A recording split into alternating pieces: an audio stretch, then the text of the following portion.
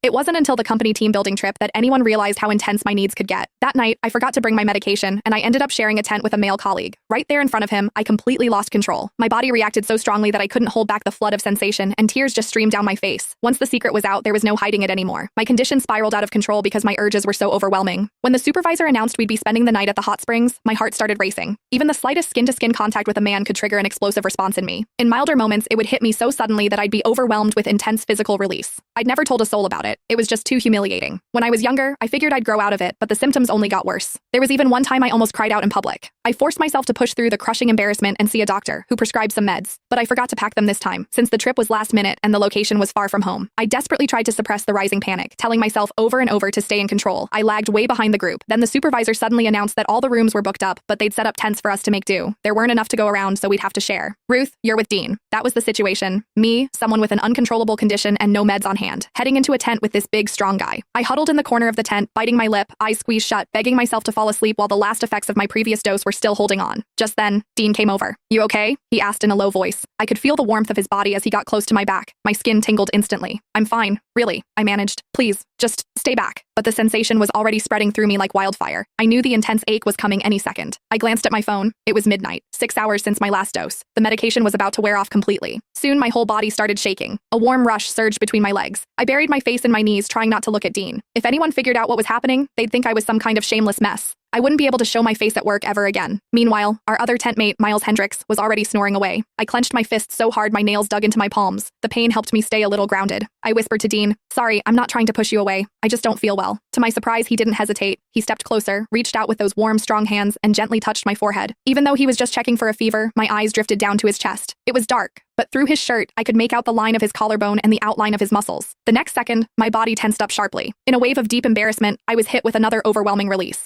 I barely stifled the sound that wanted to escape. Worst of all, the aftershocks made me tremble even more. Dean clearly noticed. "That's weird. You're flushed, but no fever," he murmured, still softly brushing my forehead and cheek. I shook harder, turning my face away, but the tent wall was right there. No escape. I clenched my jaw to keep quiet, while realizing I couldn't stay trapped in this small space. All I could smell was him. No cigarette smoke, just a clean soap scent mixed with that strong, unmistakable masculine vibe. In a panic, I shoved him away. He stumbled back a few steps. I scrambled out of the tent. I didn't even think about how short my skirt was or how obvious the dampness on my lace underwear must have been. He quickly turned away, trying not to stare, but he wasn't clueless. He seemed to put it together in an instant and hurried out after me. By then, I was completely out of control, my body burning with need like never before. My mind was flooded with images of Dean, the bit of collarbone peeking from his white shirt, his Adam's apple moving when he swallowed, his healthy tan skin, those warm hands. I hadn't gone far before my legs gave out and I dropped to my knees. The urge had totally taken over. The impact on the ground didn't even register. Dean caught up immediately, trying to stop me. He helped me up. "What's wrong?" he asked softly.